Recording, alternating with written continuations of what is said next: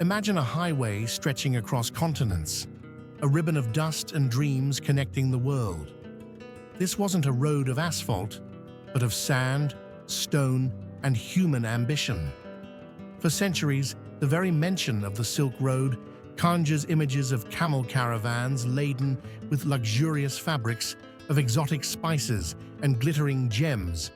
But to see it only as a route for commerce is to miss its true, breathtaking scale. The Silk Road was the planet's first internet, a vast, slow-moving web of ideas, technologies, cultures, and beliefs that irrevocably shaped the course of human history. It was a place where empires rose and fell, where religions crossed paths, and where cities of unimaginable splendor blossomed in the harshest of deserts, only to be swallowed by the sands of time. Today, we are going on a journey to uncover the secrets of this ancient network. We will explore the lost cities that once throbbed with life and trace the trade routes that didn't just move goods, but that built the very foundations of our modern world. Our story begins in the 2nd century BCE, in the magnificent court of the Han dynasty. Emperor Wu Di was plagued by a persistent problem. Fierce nomadic tribes, known as the Xiongnu, who raided his empire's northern borders.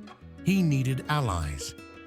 He had heard whispers of a powerful people far to the west, the Yuezhi, who also had a grudge against the Xiongnu. So, the emperor took a gamble. He dispatched a court official named Zhang Qian with a delegation of 100 men, tasking him with forging an alliance. It was a mission destined for failure. Zhang Qian was captured by the Xiongnu and held prisoner for over a decade, but he never forgot his mission. He eventually escaped and, against all odds, continued his journey west. He didn't find the mighty Yuezhi Empire he expected, but he did find something far more valuable. He reached the sophisticated civilizations of Fergana, Bactria, and Parthia. He saw powerful horses, strange crops like grapes and alfalfa, and glassware of a quality unknown in China. More importantly, he realized the immense potential for connection. When Zhang Qian finally returned to China after 13 years, with only one other member of his original party, he didn't bring a military alliance. Instead, he brought a world of possibilities.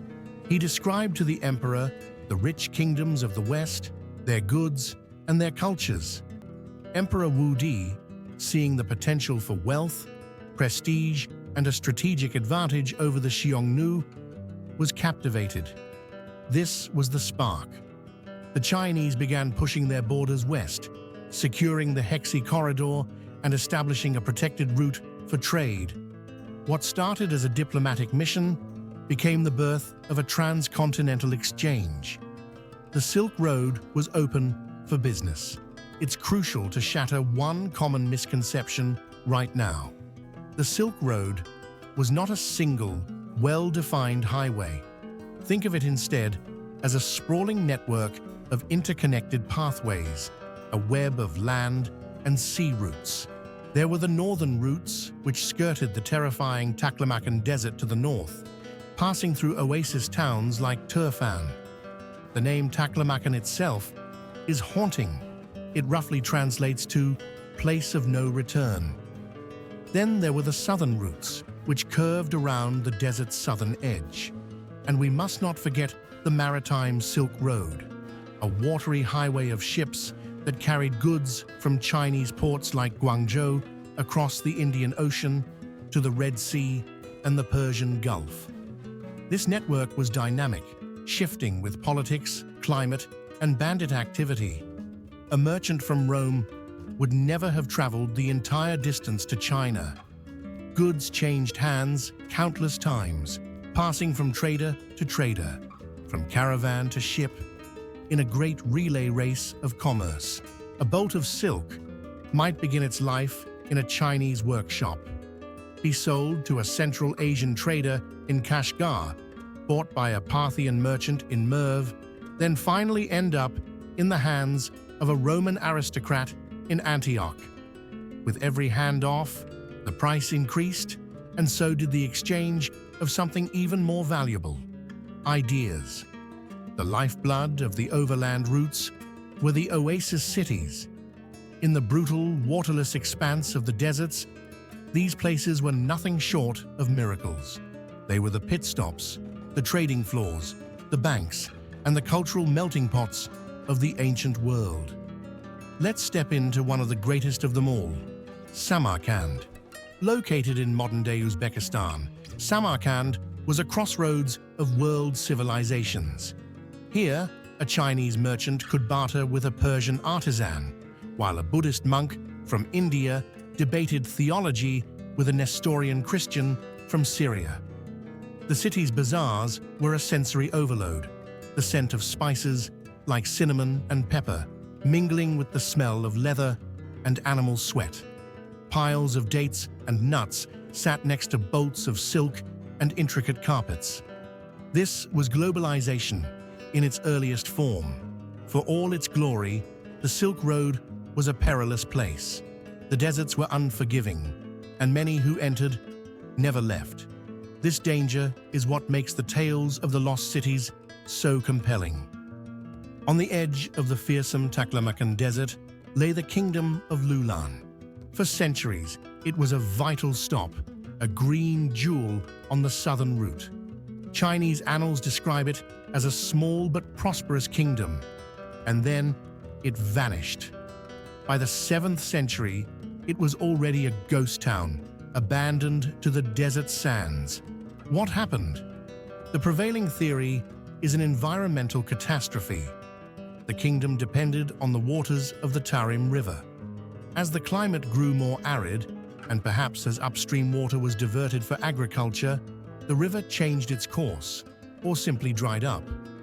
Without water, Lulan died. The sandstorms that once were held at bay slowly buried its wooden structures, preserving them in a dry tomb for over a millennium. It wasn't until the early 20th century that explorers like Swedish geographer Sven Hedin and British archaeologist Aurel Stein, following ancient maps and legends, began to uncover these lost worlds. They found desiccated corpses, their European features and woven clothing perfectly preserved by the dry air. They uncovered documents in forgotten languages, abandoned temples, and the haunting remains of homes.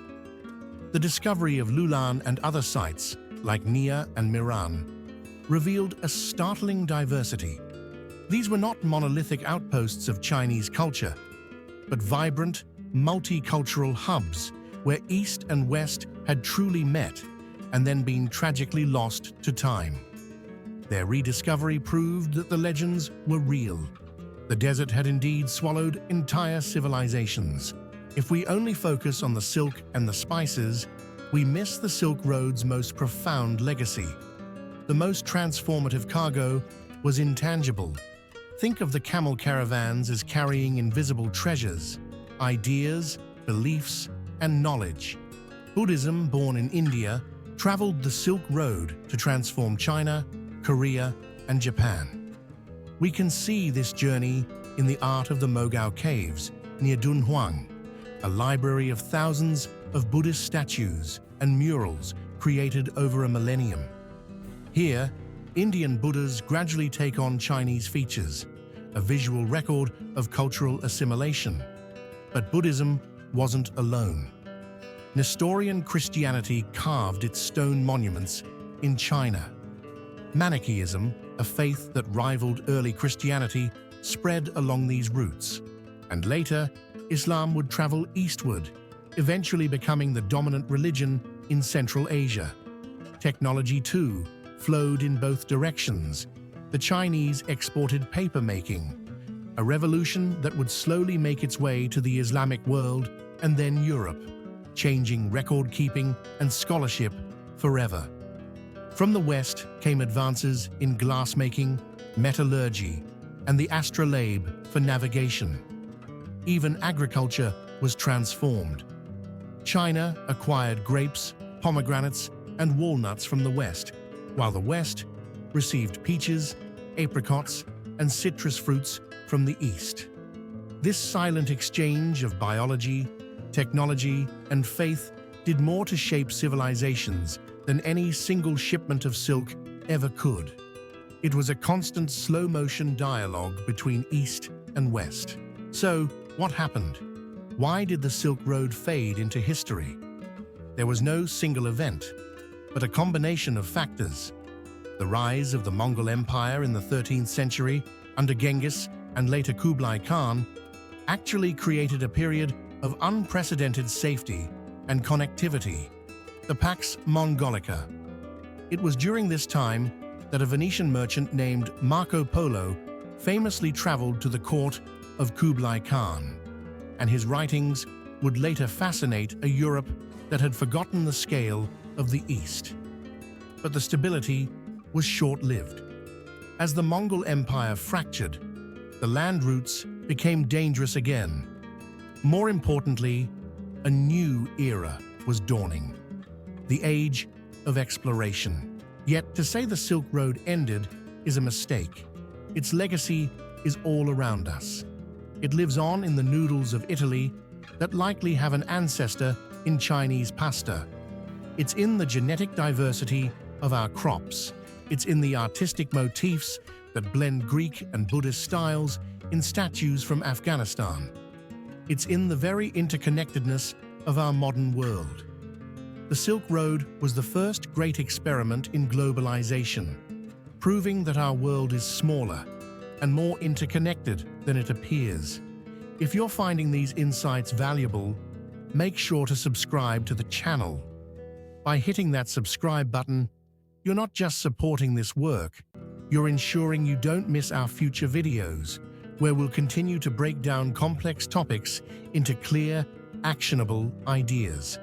Your subscription is the best way to build a library of knowledge together.